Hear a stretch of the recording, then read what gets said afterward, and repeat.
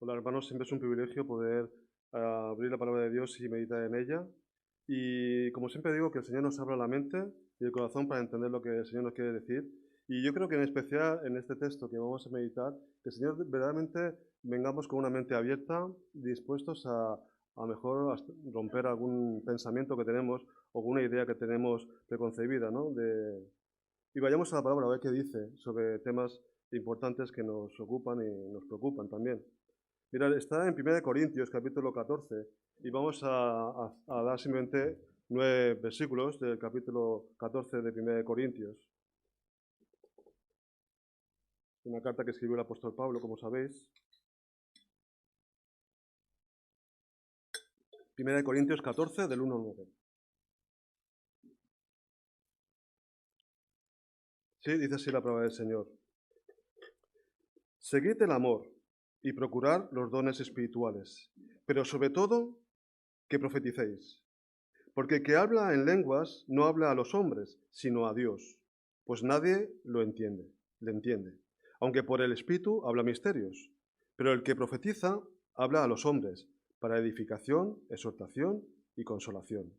El que habla en lengua extraña, a sí mismo se edifica, pero el que profetiza edifica a la iglesia.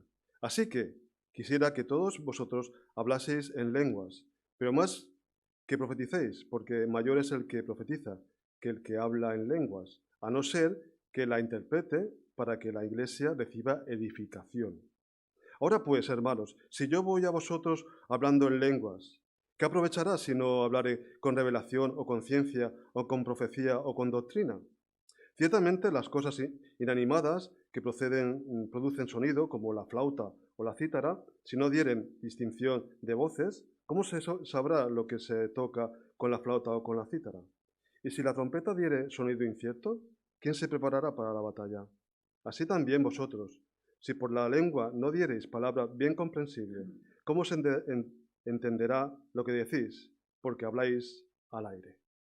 Hasta aquí la palabra del Señor. Como digo, que el Señor nos abra la mente, que empecemos de cero a ver lo que dice la palabra del Señor y vamos a meditar sobre un tema pues que a veces hay diferentes opiniones, ¿no? Pero bueno, vamos a intentar con la ayuda del Señor pues sacar algunas enseñanzas que las tiene, ¿no?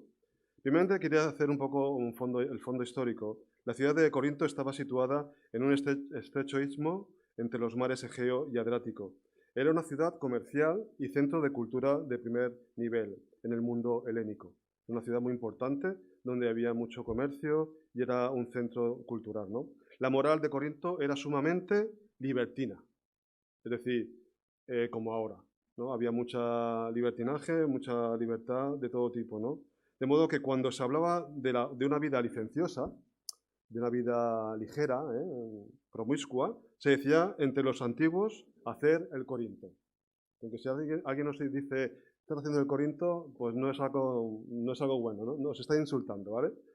Hacer el Corinto. El apóstol Pablo visitó la ciudad en su segundo viaje misionero, donde predicó el Evangelio sobre el año 50. Mientras trabajaba para su sostenimiento y vivía en compañía de Aquila y Priscila. Y que el apóstol Pablo predicaba el Evangelio, pero también trabajaba. Sabéis que hacía tiendas, ¿no? Y aquí en Corinto, pues nos dice que estaba con una familia, con Aquila y Priscila. Allí se formó una de las mayores iglesias del primer siglo del cristianismo. Allí el apóstol Pablo estuvo mucho tiempo y la iglesia en Corinto pues era muy grande, ¿no? La carta se escribe para responder preguntas que le habían formulado, corregir problemas internos graves de la iglesia y hacer precisiones doctrinales que necesitaban. Básicamente lo que hemos leído, lo que Pablo ha dicho, tiene su aplicación en el culto. Básicamente es en el culto. Es ahora, como por ejemplo ahora, ¿no? Esto es el culto, lo que estamos haciendo ahora. Estamos congregados y estoy predicando yo. Pero yo no lo estoy haciendo en chino, ¿a que no? Lo estoy haciendo en español y malo, ¿no? Con lo cual, este texto es un texto que habla de la aplicación en el culto. Pues, si bien hay que procurar los dones espirituales, dice, procurar los dones espirituales, pero el más importante es la profecía por la que Dios habla a su pueblo. Y ahora lo vamos a ver con más detenimiento, ¿no? El título de esta predicación es El Espíritu Santo en la edificación de la Iglesia. El Espíritu Santo en la edificación de la Iglesia. Y lo he dividido en tres. El primer punto sería la superioridad de la predicación en el culto. La superioridad de la predicación en el culto, del 1 al 2. Los objetivos de la predicación. ¿Cuáles son los objetivos de la predicación? ¿Por qué predicamos, no? ¿Para qué predicamos? Esto lo vemos de versículos del 3 al 6, ¿no? Y luego el mismo apóstol Pablo nos da unas ilustraciones. Ilustraciones sobre la superioridad de la predicación. Ya veremos cómo lo desarrolla, ¿no? El primer punto es la superioridad de la predicación en el culto. Como digo, lo vemos del 1 al 2. Dice, seguid el amor, procurad los dones espirituales, pero sobre todo que profeticéis. Porque el que habla en lenguas no habla a los hombres, sino a Dios, ¿no? Pues nadie lo entiende, aunque por el Espíritu habla misterios. Él habla misterios, pero no se entienden, ¿no? Dice, como continuación lógica de versículos anteriores, mirad en 1 Corintios, capítulo 13, versículo 13, ¿qué nos dice? Mira, capítulo, sí, está en el 14, bueno, el 13, al final de todo, del 12 al 13, ¿no? Dice, ahora vemos por espejo oscuramente, mas entonces veremos cara a cara. Ahora conozco en parte, pero entonces conoceré como fui conocido. Sí, solo conocemos lo que Dios nos ha revelado, pero hay muchas cosas que no conocemos, que solamente las conoceremos cuando estemos en su presencia. Qué bueno será cuando Dios nos explique todo.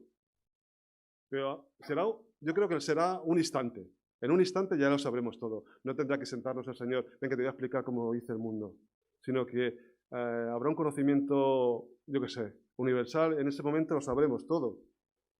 Y diremos, anda, si lo hubiese sabido antes, ¿no? Pero mira lo que dice el versículo 13. Y ahora permanecen la fe, la esperanza y el amor. Estos tres. Pero el mayor de ellos es el amor. El amor. El apóstol Pablo se refiere a la permanencia de las tres grandes virtudes cristianas, en contraposición a los dones temporales de las lenguas, profecías y milagros. Lo que nos quedará allí, hermanos, es el amor, los unos a los otros, porque la profecía se acabará, la fe también, y la esperanza, porque ya no será una fe ni una esperanza, sino que será una certeza, porque ya estaremos allí. Entonces, ¿qué nos unirá? ¿Qué nos unirá? El amor. Porque como digo, la fe y la esperanza ya tendrá sentido. Nos unirá el amor. El amor es lo que nos une, aquí y en el cielo también. Pero sobre todas las virtudes destaca el amor, ¿no? De ahí que la primera frase sea, seguid el amor ágape. Sabéis que en los griegos diferenciaban en tres tipos de amor, ¿no? El amor eros, el amor filia y el amor ágape, que es el amor de Dios, el amor universal. De manera imperativa, el cual es superior a los dones espirituales. La fe tiene que ver con la base sobre la que estamos firmes. La esperanza augura lo que está por venir y el amor permanece sobre todas las demás. Es decir, es lo que acabamos de comentar, que la esperanza se irá, la fe también, pero el amor continuará eternamente y para siempre. Por todo, lo que leemos en este capítulo nos da a entender que los corintios estaban acentuando de forma desmedida el uso del don de lenguas, de manera que habían convertido el culto en un espectáculo desordenado donde cada uno buscaba destacar sobre los demás. ¿Os imagináis aquí que cada uno hablara en lenguas diferentes, en balbuceos? ¿Nos entenderíamos? Yo creo que no, ¿no? Eso es lo que pasaba en la iglesia de Corinto, que todos querían hablar en lenguas porque se creían que el hablar en lenguas era más espiritual que profetizar. Y entonces el apóstol Pablo está diciendo, no, que está bien que habléis en lenguas, pero no estáis edificando, ¿no? No estáis edificando a la iglesia. Y entonces la iglesia necesita un orden, necesita un orden. Por eso el apóstol Pablo escribe estas palabras para poner orden e insistir en los más básicos del culto, las cosas básicas, que se destaca primeramente, como hemos dicho, el amor. El amor. Con anterioridad, Pablo había enseñado que todos los dones del Espíritu eran deseables, que tenían importancia relativa y que el amor era más valioso que cualquier don, el amor. En base a estos principios demanda perseguir el amor, es decir, tenerlo como objetivo, para alcanzarlo como atleta busca la meta. Este es nuestro objetivo, amar. Siempre lo digo, hermanos, no es lo que hacemos, sino cómo lo hacemos. Porque yo puedo hacer muchas cosas que si no las hago con amor, no sirve para nada. Primeramente para ti, porque eres un hipócrita. Pero después no edifica, porque lo estás haciendo sin amor. Entonces, lo importante no es que hagamos muchas cosas, sino lo que hagamos, lo hagamos por amor. El amor es el primer aspecto del fruto del Espíritu, una virtud que se refiere a la acción benevolente hacia los demás, ¿no? No es un sentimiento ni una emoción que fluye en ocasiones, sino un tipo de conducta. El amor es un tipo de conducta, un estilo de vida que busca hacer el bien al prójimo. El amor no hace daño al prójimo. Por eso en el amor no hay ley. En el amor, cuanto más amor, mejor. No hay límite, no hay ley. Por eso dice, el amor es lo mejor si tenemos amor hacia los demás. Esta sería la base para el culto, ¿no? Primeramente seguir el amor. Luego dice buscar los dones espirituales. Dice que busquemos los dones espirituales. Es la misma exhortación que vemos en capítulo 12 de 1 Corintios, versículo 31. Dice así, capítulo 12, versículo 31. Procurad, pues, los dones mejores, mas yo os muestro un camino aún más excelente. Y entonces empieza el texto que siempre se lee cuando hay bodas, ¿no? Si yo hablase de lenguas humanas, angélicas y no tengo amor, no tengo amor, vengo a ser como metal que resuena o címbalo que retiñe. Y si tuviese profecía y entendiese todos los misterios y toda ciencia, y si tuviese toda fe, de tal manera que no trasladáis los montes, no tengo amor, nada, mira lo que dice, nada soy. Nada soy. Si no tengo amor, nada soy. Muy interesante esto. Los dones son las capacidades dadas por Dios con que los creyentes somos equipados para ponerlos al servicio de los demás, ejercitándolos en el marco de la iglesia local. La iglesia es un sitio precioso para manifestar nuestro amor a los demás. También, no solamente aquí en la iglesia, sino también fuera, ¿no? Tenemos que demostrar, manifestar nuestro amor, pero sobre todo en la iglesia local, ¿no? En lugar de expresión habitual, carismas de gracia, usa aquí la de dones espirituales, por lo que quiere significar que son dados por el Espíritu Santo. Es el Espíritu Santo el que nos da estos dones espirituales. Este amor, hablar en lenguas también. Todo es por el Espíritu Santo, ¿no? Aunque en general se atribuye a las tres personas de la deidad, con matices, ¿no? 1 Corintios 12, del 4 al 6, veríamos que no solamente es del Espíritu Santo, sino también de Dios Padre, Dios Hijo y del Espíritu Santo. Ahora vamos a ver la superioridad de la profecía. Y esto lo hemos visto del versículo del 1 al 2, ¿no? Más importante que hablar en lenguas es profetizar, es predicar, ¿no? Debían demandar, sobre todo, como nosotros también, la profecía. No en el sentido de anunciar cosas nuevas del futuro. No es que la profecía tenga que añadir cosas a la Biblia, porque la Biblia ya está completa. Ya está completa la escritura. No es que tenga que decir cosas nuevas del futuro, ni adivinación, sino la proclamación del mensaje de Dios que tenemos en las escrituras, hermanos. Eso es profetizar, como lo entendemos nosotros, o como lo entiendo yo y nuestro pastor también. Que la palabra de Dios nos habla y ya todo el mensaje está completo. Dios nos ha hablado por medio del Hijo. Y el Hijo ya hizo su obra y ya nos ha dejado su palabra. No hay nada, no hay ningún misterio nuevo. Todos los misterios están escondidos en Cristo Jesús. No tenemos que buscar ninguna sabiduría espiritual nueva, porque todo está en Cristo. Entonces, el profetizar es simplemente meditar la palabra de Dios, desarrollar la palabra de Dios y alimentarnos de ella en la edificación del cuerpo de Cristo.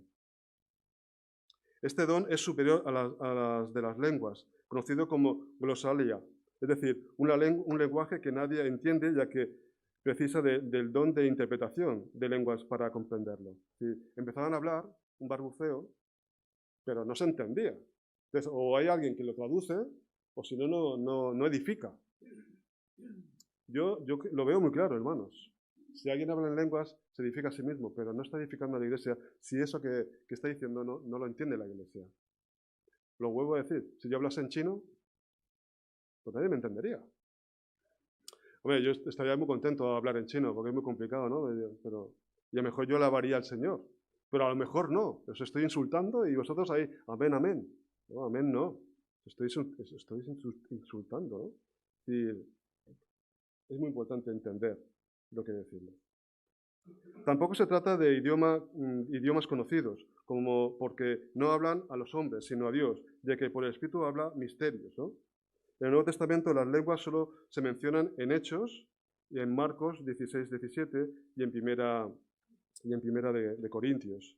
Mientras en Pentecostés los apóstoles hablaban en lenguas y el pueblo las escuchaba en su dialecto en una especie de traducción simultánea.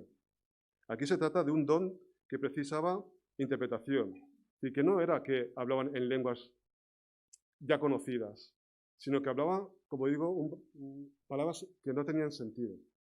No eran palabras con sentido, una lengua, como pasó en Pentecostés, que cada uno hablaba, por ejemplo, de lenguaje de países extranjeros. Pero como ahí había un extranjero que entendía, decía, está alabando al Señor. Y lo entendía.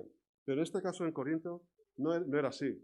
No es que hablaban en lenguas extranjeras, sino que hablaban cosas raras en misterios, que solamente Dios lo entendía. Necesitaba interpretación. Es significativo que en ciertos ciclos se haya dado una importancia exagerada a este don, cuando Pablo solo lo trata en esta carta y el resto de escritos del Nuevo Testamento guarda silencio absoluto. El apóstol Pablo solamente habla aquí de este tema.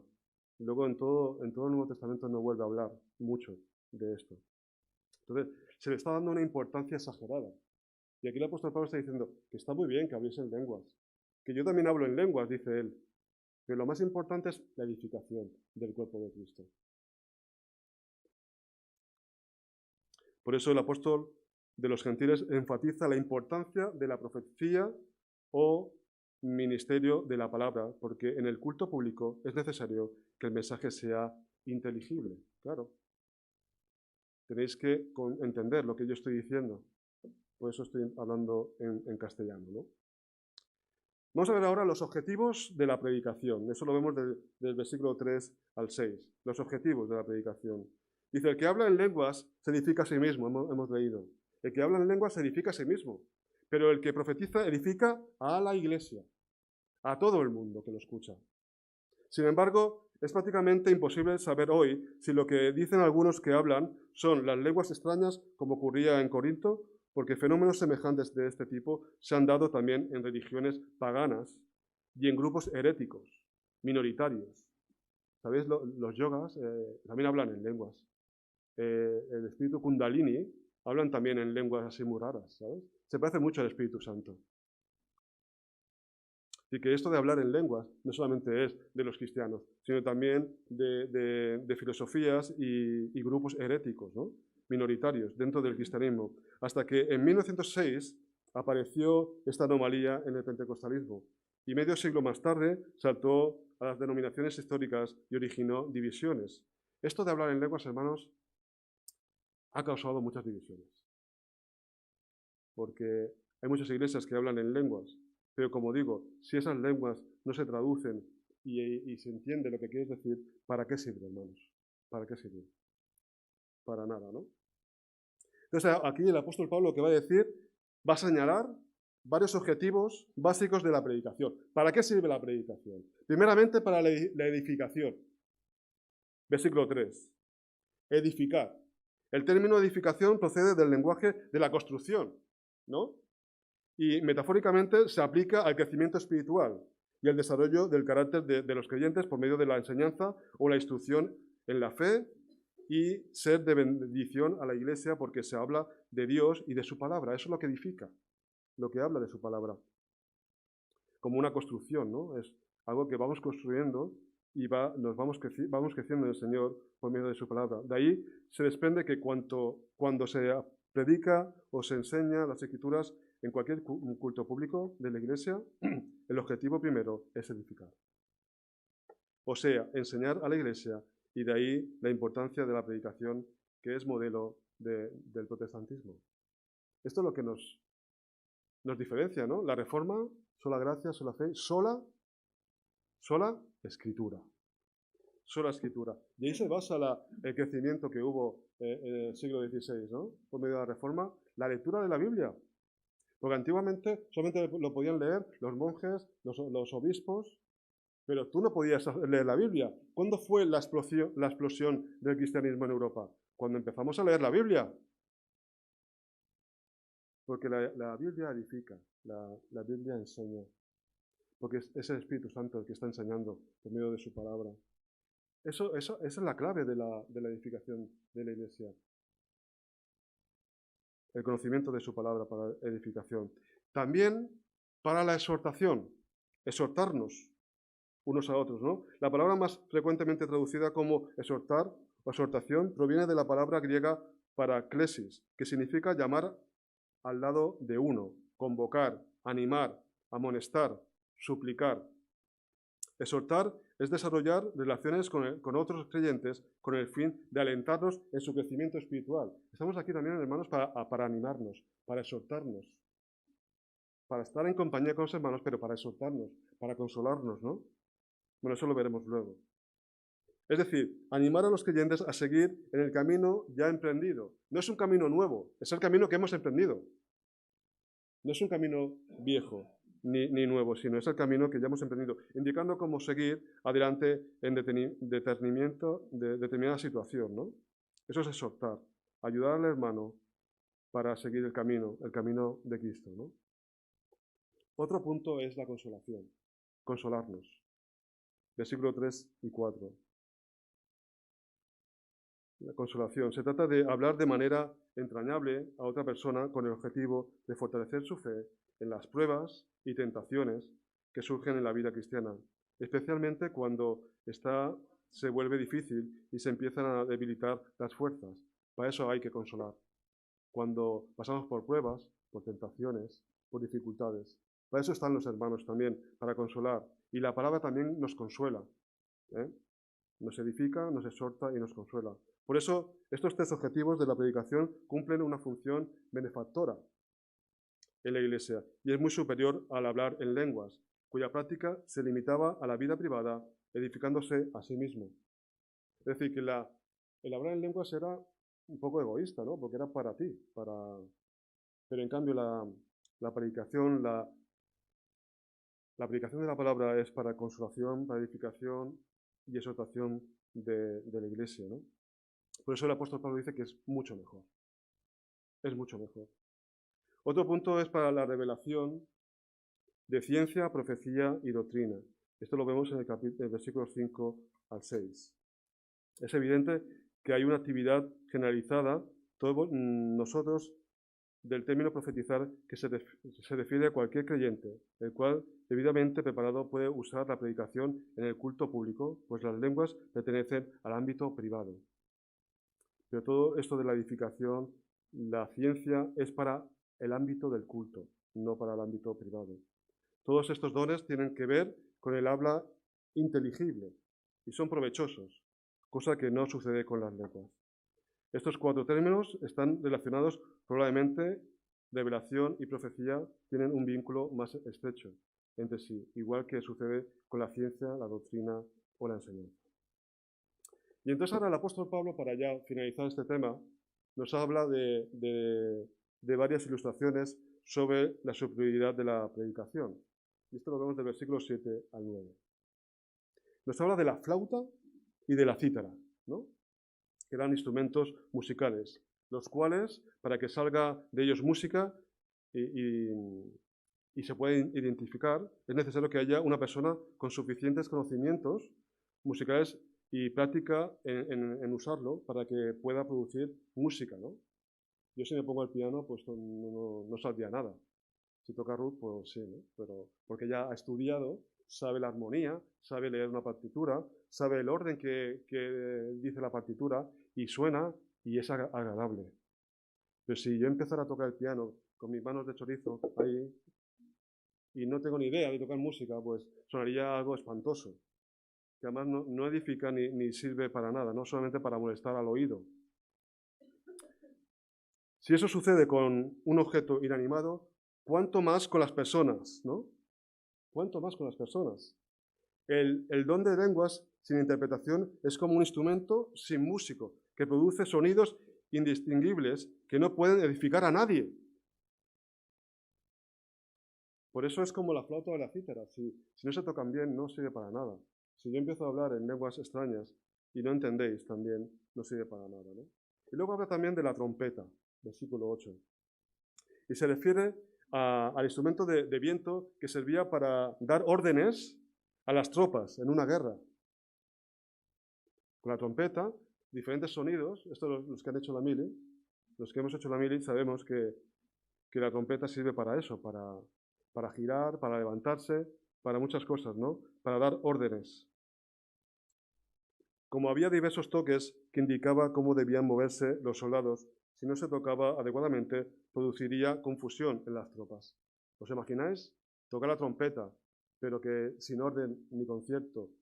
Entonces las tropas no sabían lo que tenemos que hacer. Pues esto es igual, hermanos, si hablamos en lenguas, pero no se entiende. No sirve para nada, solamente para confusión. Como conclusión, hermanos, el versículo 9 es la aplicación de las ilustraciones musicales con referencia al instrumento humano de la lengua, ¿no? La cual, por medio del Espíritu, debe ser usada para edificar e instruir a la Iglesia, no para confundirla. El Espíritu Santo, y eso es muy interesante, hermanos, esta frase tenéis que subrayar. El Espíritu Santo concede dones a los creyentes no tanto para el crecimiento o edificación personal, como para el crecimiento y la edificación de la Iglesia. Claro, el Espíritu Santo da dones, pero no para ti, hermano, sino para la Iglesia. Es como un árbol que da fruto no para él, sino para aquel que quiera cogerlo. Somos frutos, somos árboles que damos fruto. La Biblia está llena de versículos que hablan del fruto, del Espíritu. ¿eh? Pero ese fruto no es para nosotros, hermanos, es para vosotros. Tenemos que tener esto en mente.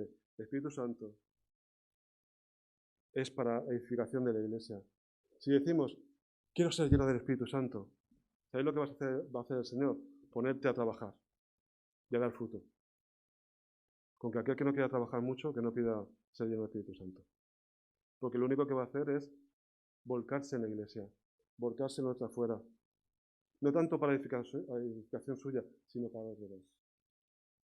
El ejercicio de los dones no debe llevarse a cabo para alimentar nuestro espíritu con experiencias místicas e inefables, sino para colaborar con Cristo en llevar a la Iglesia a la madurez, es decir, en el trabajo juntos para llegar a ser ese pueblo que Jesús quería y por el cual se entregó hasta la muerte.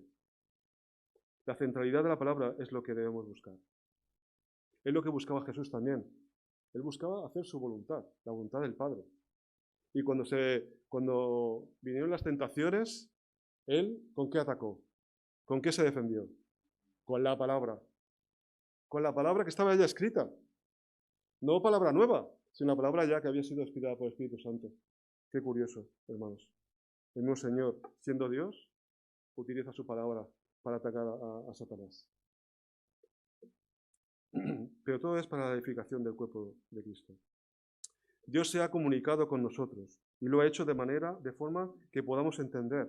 Dios nos ha dado un intelecto y nos ha dado una manera de hablar. Se ha comunicado con nosotros para que lo entendamos. Primeramente por su naturaleza. Los cielos hablan de Dios. Los cielos hablan de Dios. Por la historia también. Por Jesucristo y por las Escrituras. Todas estas maneras de darnos a conocer su propósito universal son inteligibles para los seres humanos, porque cuando Dios nos habla, lo hace coherentemente, respetando la forma en que nos ha creado, a su imagen y semejanza. Y Él todo lo ha hecho con orden y que se puede entender. Todo se puede entender. Nos ha hecho a su imagen y semejanza, es decir, racionales. Nos ha hecho seres pensantes, ¿no? pero a veces parece que cogemos el cerebro y lo tiramos al suelo. Y Dios nos ha dado la inteligencia para saber lo que está bien y lo que está mal, por medio de su palabra. La predicación tiene que ser inteligible y comprensible, porque si no, no sirve para nada. Y esta es la predicación, hermanos, que os quería traer, que abramos nuestra mente, que vayamos a la palabra, y ya la palabra es la que nos dice. Y mira, hay un texto que os quiero finalizar con un texto, que es muy interesante, son palabras del Señor Jesús. Y está en el Evangelio de Mateo, capítulo 12, versículos 31 hasta el 32. Bueno, versículo 30 también. Mirad, Mateo 12, del 30 en adelante. Esto lo dice el Señor Jesús. Dice, el que no es conmigo, es contra mí es. Y el que conmigo no recoge, desparrama. El que no recoge conmigo, desparrama. Por tanto os digo, todo pecado y blasfemia será perdonado a los hombres, mas la blasfemia contra el Espíritu no le será perdonada. A cualquiera que dijere alguna palabra contra el Hijo del Hombre le será perdonado, pero el que hable contra el Espíritu Santo no le será perdonado, ni en este siglo ni en el venidero. El que no está conmigo, contra mí es. Hermanos, no solamente tenemos que ver este texto como el tema de hablar en lenguas, sino en todo lo que hacemos en la iglesia. Si no edifica, hermanos, tenemos que pensar no hacerlo. Y ahí os dejo, hermanos, un trabajo para reflexionar en casa. ¿Qué hacemos en la iglesia que puede ofender a un hermano? ¿Qué hacemos en la iglesia que no edifica? Que el Señor nos bendiga para saber lo que el Señor nos quiere decir en esta mañana. Amén.